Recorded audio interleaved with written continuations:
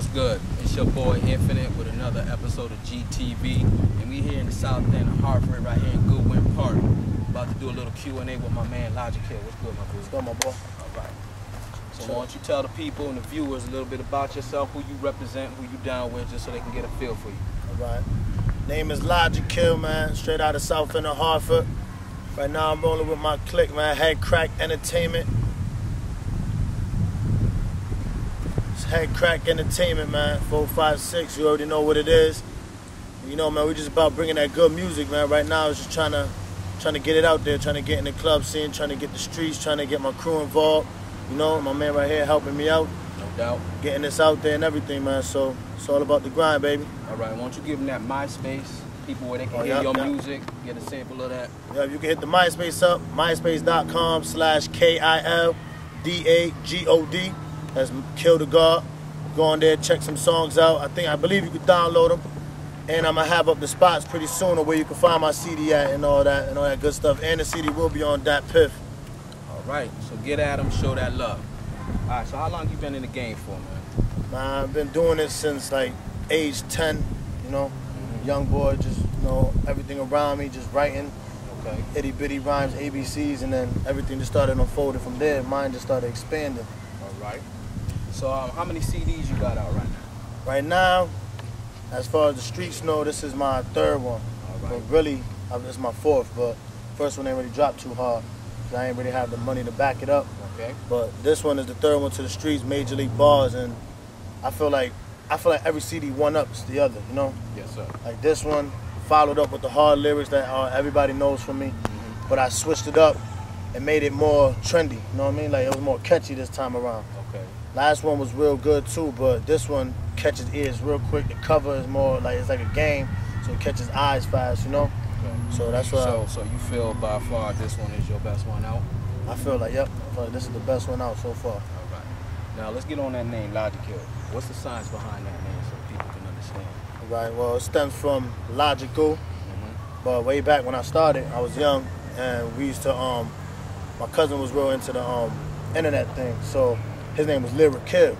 Right. So I'm like, all right, Logikil, lyrical, so I'm like, all right, so started working with my rhymes and everything. I was really into the vocab back when I was young, so he was like, I'm real logical with it. So instead of logical, made it more punchy and hard, just Logikil. Killing them tracks. Yeah, I'm killing them tracks with the logic though, because it kind of makes you think when you hear the kid, you know? That's what we need more in the industry, a lot of thought-provoking rhymes. All right, who inspired you to want to get in the game? Like, what's some of the people that you was coming up listening to that want you to get in the game? When I was coming up, you know, it was really, you kind of hear it in my voice, it was kind of pun. Definitely. That was like number one. Definitely. All respects due to pun, R.I.P., brother. You already know. R.I.P. And then, yeah, him, Eminem, people like Cannabis, Nas, Jay-Z sort of, you know, sometimes like his flow. I'm more of a Nas fan, but no disrespect. Yes, sir. No but disrespect, Nas, you know, people like that whole Firm movement with Foxy, Nas, and Cormega, Queens, and all them. Touched on something like that. Yeah, so I was really focused on all that real lyrical stuff, and then once I started getting older, I started really focusing on like the Luders, how he put words together but still catches it for the clubs, you know, and sells. So versatility. Versatility. That's when I started really morphing myself, hitting like my late teens. But early on, I was real into the lyrical stuff, like the hardcore cats. Yeah, I feel you on that. That's the way I am, and stuff like that. Yeah. So what does hip hop mean to you? I mean, is it just a means to get money, or are you in it for the culture aspect? I mean, do you want it to keep on going? You want to be a part of the movement, or just get money from it? Yeah, man. Honestly, it's like I'm more into the culture. Right now, I'm kind of finding a niche to get some money from it, you know? Yeah, everybody got to eat. You know, so like, I'm looking at that, but it's like, honestly, it's like my way of life. Everywhere I look and turn, it's like I got lines stemming from everything. So you know what I mean? So it's like, even if it doesn't go anywhere, I still have to write every day. If I don't, it's like... So it's kind of like therapy. Yeah, it's like therapy and everything. All right, I respect that. All right, now, here's a question that I ask all of my interviews, just to get a feel for them and see where they at, where their head is at. Yeah. Okay, what do you consider yourself, an MC or a rapper? At this point in time, I consider myself leaning towards more the MC. Okay. Because right now, I'm actually getting into more shows, getting into everything. So I'm actually, you know, I'm actually motivating the crowd more. And that's how I feel like MC means. You got to motivate the crowd, you know? Move the crowd. Yeah, you got to like move the crowd. Said, Yeah. Peace to the God. So right now at that level, I feel like I got to master that craft. So that's why I consider myself right now, you know?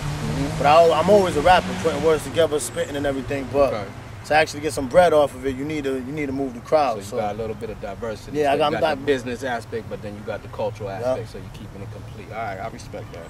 All right, what message do you want people to get from your music that they can't get from nobody else? What are you trying to convey to the listening audience in your music? I feel like when you listen to my CD, man, you get to feel that, all right, everything, rappers, like we rap about all the club joints, flash and everything, but you get a real human aspect with my CD. Like, you get that aspect just of a dude out here trying to do what he do, just putting words together that makes sense, that you can actually, like, that you can relate to. So you know what I mean? So, like, if I'm doing a song for the shorties, I'm not gonna call her a bitch or a hoe. Like, I'm gonna call a shorty this and that so she can relate, because that's kind of when I want the young dudes coming up, you know, to realize, you know what, you can't really disrespect them. And if I'm doing a real emotional joint, it's for people just, you know what, I can let loose of this song, you know? All right. So the message I'm really just relaying is like, music is music, man. It's what we do around us and everything. So past all the gimmicks, past all the trying to get on in the club songs, we're really just human, and it's really just a way of life. So that's what you really get from my CD. Right. That was profound. I like that. I like that answer real good. All right, man. Question I ask a lot of people too is like, if you could have anybody produce a track for you, here or not, who would it be and why? All right. There's a tie. There's a big tie. It's I say it's my man Dre. Everybody say Dre. All right, I respect that. And Alchemist. Alchemist. That's you the second person that said that. Yeah. All right, emphasize on that. Cause Dre, you know, he got the beats that you could just ride to, and you can actually catch his melodies, and you could be real lyrical, and you could be kind of club with Dre. So he got that credibility. Yep. But then if I want to take it to the lyrical side aspect, just the rapper aspect of me, Alchemist would kill it for me. Like his beats and the way he puts together samples and melodies and everything. Doing just something for the street niggas. Yeah. All right. Kill it for me. So dope. Those right there. Flip side of that coin, if you could have anybody on a track, whether here or not, who would it be and why? Well, rest in peace, Pun. That was the main. Yes, sir. That was the main person. Too bad, you know, he passed when I was young, but one of the top Latin MCs. But right now, I have to say my man M. I'm glad he back, man.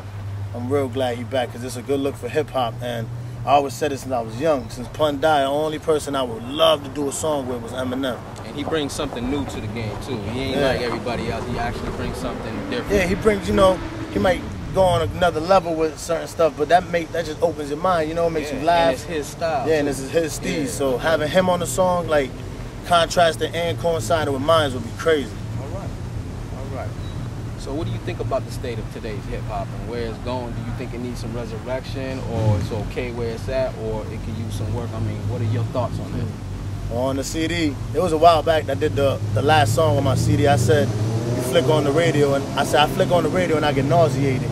But that was like, I did that song like almost 2 years ago, and I just threw it on as a bonus track. But how I feel right now, the dudes like M coming back, 50 coming back strong now, and like Dre about to drop Detox. I feel like a lot of real hip hop is dropping, and it's like, it's morphing the game more. It's not really, I think ringtones is gonna stop like being the main focus, and it's gonna get to the music again. Yeah, because the industry just like made it about money, and it kind of took away from the culture aspect. It went real rock for a minute. Like, it went real just money. It was all about money, one-hit wonders, you know.